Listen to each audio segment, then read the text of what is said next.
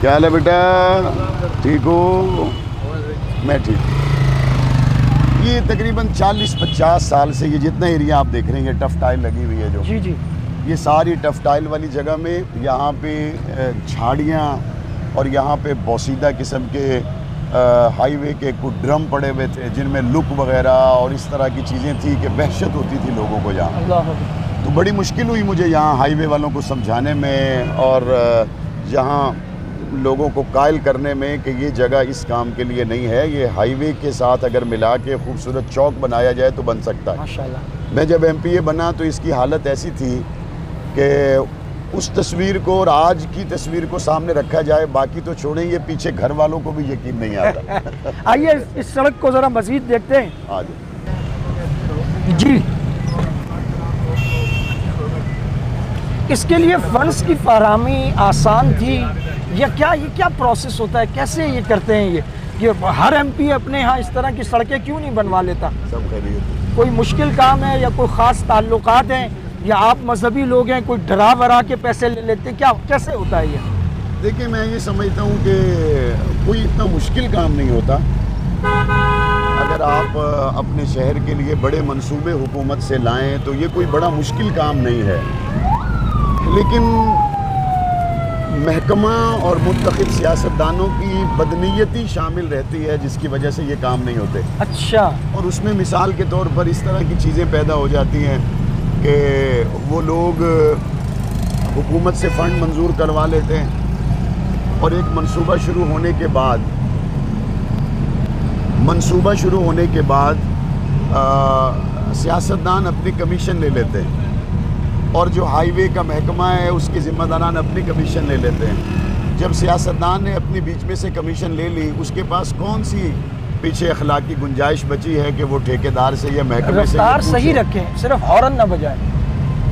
اس کے پاس کون سی اخلاقی گنجائش بچی ہے کہ وہ ٹھیکیدار کو یا محکمے کو یہ پوچھے کہ بھئی تم نے کام کیوں نہیں کیا؟ وہ کہتے ہیں بھئی ہم نے تمہارا کام کر دیا۔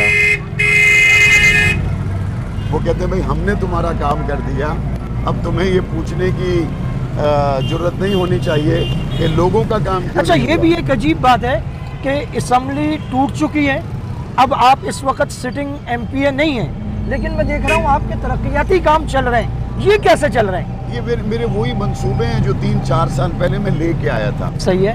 اور اس کے بعد پھر ان فنڈز کی دستیابی درمیان میں حکومتوں کے اتار چڑھاؤ کی وجہ سے معطل ہوتی رہی، اس میں کافی تعطل رہا، لیکن میں نے اس کے باوجود الحمدللہ کوشش کی اور اس کوشش کے نتیجے میں ہمیں اسمبلیاں ٹوٹ گئی، لیکن یہ آن گوئنگ سکیمز تھی ہماری، تو ان کے فنڈز ہمیں جاری ہوتے رہے۔ اس کا جو آخری کوارٹر ہے وہ ہمیں اب ریلیز ہوا ہے۔ نہیں، میرا مطلب ہے ٹھیکیدار پیسہ لے کے بھاگ جاتا ہے۔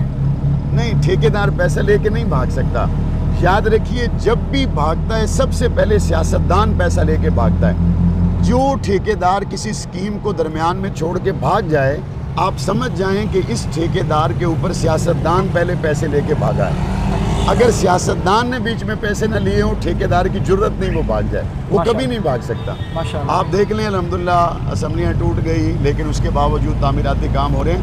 یہ میری وہی سکیمز ہیں، میرے وہی روڈ ہیں جو 3-4 سال پہلے میں نے دیے تھے اور الحمدللہ اب وہ تکمیل کے بالکل قریب ہیں، اور انشاءاللہ 4 اگست کو جب ہم اس کا افتتاح کریں گے اس وقت تو یہ شاہراہیں خود اپنا تعارف آپ سے کروا رہی ہوں۔ 4 اگست یوم جنگ، یہ ہے کیا؟ یہ میں یہ سمجھتا ہوں کہ یہ دن منانا اس لیے ضروری تھا کہ 4 اگست وہ دن ہے جس دن ہم نے جنگ کو اس کے صحیح راستے پر لا کھڑا کیا ہے۔ ہم نے جنگ کے یونیورسٹی بنوا کر جنگ کے لوگوں کو جزوی چھوٹے چھوٹے سیوریج کے فائدے دینے کی بجائے 1.25 ارب روپے سے نیا ڈسپوزل بنوا کر، صحیح ہم نے 200 بیڈ کا حسین ابن علی ہاسپٹل بنوا کر، ختم نبوت کے نام سے دل کا ہسپتال بنا کر، شہر کی تمام شاہراہوں کو کشادہ کروا کے ہم نے جنگ کے لوگوں کو اب ایک صحیح راستے پر لا کے کھڑا کر دیا ہے کہ دیکھو یہ راستہ ہے امن کا، ترقی کا، خوشحالی کا، تعلیم کا، یہ تمہارے بچوں کے مستقبل کا بہتر راستہ ہو سکتا ہے۔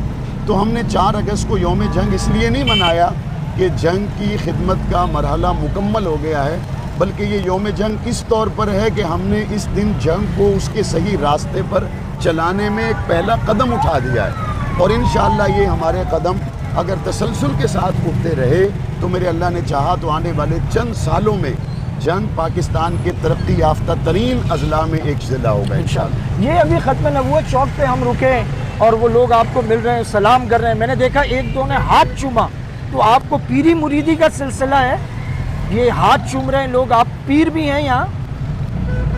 یہ میں سمجھتا ہوں کہ میرے والد صاحب کی خدمات ہیں اور میرے والد صاحب کی لوگوں سے اچھی، یہ ایوب چوک ہے شاید؟ جی یہ ایوب چوک ہے، اس کی جگہ پہ ہم مسجد اقصیٰ کا ماڈل بنانے جا رہے ہیں، اچھا ماشاءاللہ، تاکہ ہماری نسلوں کو پتہ چلے کہ مسجد اقصیٰ کو ایک دن ہم نے لینا ہے، انشاءاللہ لینا ہے۔ اور یہاں پہ انشاءاللہ آپ چند دنوں میں دیکھیں گے مسجد اقصیٰ کا ایک بڑا خوبصورت ماڈل بنا ہوا ہوگا، انشاءاللہ۔ بامقصد چیزیں میں نے بنانے کی کوشش کی ہے۔ اب یہ روڈ سرگودا روڈ شروع ہو گیا ہے، اس کے آخر میں آپ کو سیدنا بلال حبشی چوک نظر آئے گا۔ اچھا ماشاءاللہ، پتہ چلنا چاہیے نسل کو کہ بلال حبشی نے کس طرح سے حضور علیہ السلام کا مکہ کی تپتی ہوئی ریت پہ لیٹ کر ساتھ دیا، لوگوں کو پتہ چلے کہ بیت المقدس کی اگر یہاں شبیہ بنی ہوئی ہے تو صلاح الدین ایوبی کون تھا، عمر ابن خطاب کون تھا۔ تو ہم بامقصد چیزیں کرنے جا رہے ہیں۔ یہاں پہ اس سے پہلے سیاستدانوں نے کسی چوک میں بیل لگا دیا، کسی میں سنڈا لگا دیا، کسی میں انہوں نے کچھ لگا دیا۔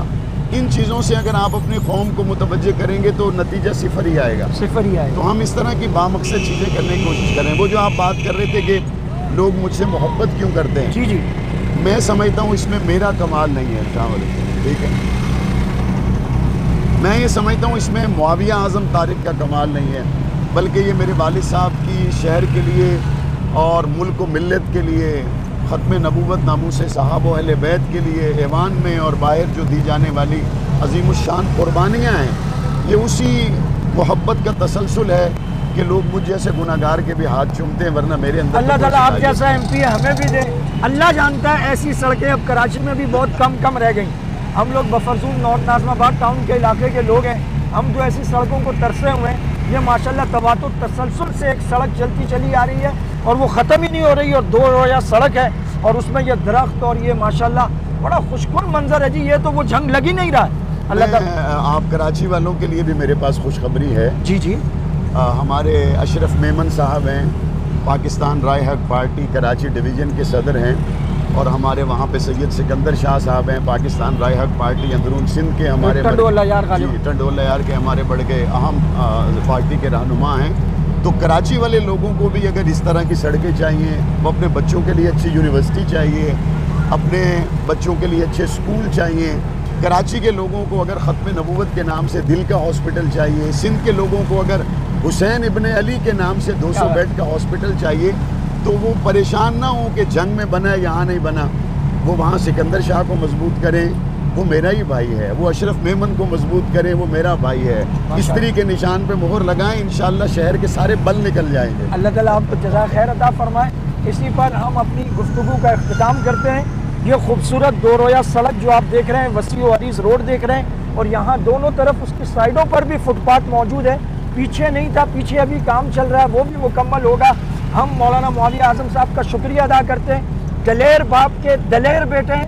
8 محرم الحرام کو ہمارے ساتھ ایک عام چنگچی رکشے میں بیٹھے ہوئے شہر کی ان سڑکوں پر جو انہوں نے ہی اپنی گرانٹ سے، اور یہ بے شک عوام کا پیسہ ہے لیکن لوگ اسے ہڑپ کر کے بھاگ جاتے ہیں، یہ خدمت انہوں نے کی ہے، اور آج یہ ایم پی نہیں ہے مگر یہاں کام چل رہا ہے اور ٹھیکیدار موجود ہیں اور یہ مسلسل اس کام کی نگرانی کر رہے ہیں۔ 4 اگست کو یوم جنگ منانے جا رہے ہیں، ہماری آپ سے گزارش ہے ہر طرف سے جوک در جوک یوم جنگ کے لیے جنگ تشریف لائیں، اور اس بدلتے ہوئے چہرے کی نقاب کشائی میں مولانا معاویہ اعظم صاحب کے ساتھ شریک ہوں۔ آپ کا بہت بہت شکریہ۔ آپ کا شکریہ، آپ تشریف لائے، آپ نے موقع دیا، نوازش۔ یہ ہم سیدنا بلال حبشی چوک پر اچھا ہم آ گئے بلال حبشی چوک، ماشاءاللہ۔ حضرت یہ ماشاءاللہ آپ کی تصویر ہے، ساتھ آپ کے والد گرامی قدر جی مولانا اعظم طارق شہید، اور یہ میرے روحانی والد ہیں، یہ میرے حقیقی والد ہیں۔ سبحان اللہ، آپ کا اس میں گرامی علامہ حق نواز جنگوی رحمۃ اللہ علیہ، ماشاءاللہ، علامہ اعظم طارق شہید رحمۃ اللہ علیہ، اور یہ ماشاءاللہ آپ کے دست مبارک سے اس کا افتتاح ہوا ہے۔ جی یہ بلال حبشی چوک ہے،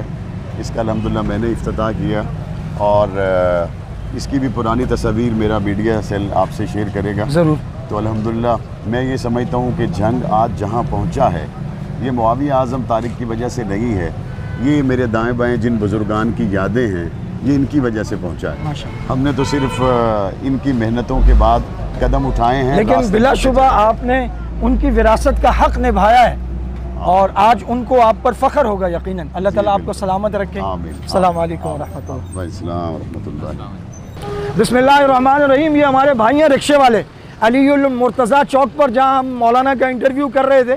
انہوں نے بڑی پرزور فرمائش کی کہ میرے رکشے میں بیٹھیں اور میرے رکشے میں چلیں اور میں انٹرویو کراتا ہوں. مولانا کی بنائی ہوئی سڑک پر ہم 24 گھنٹے سفر کرتے ہیں.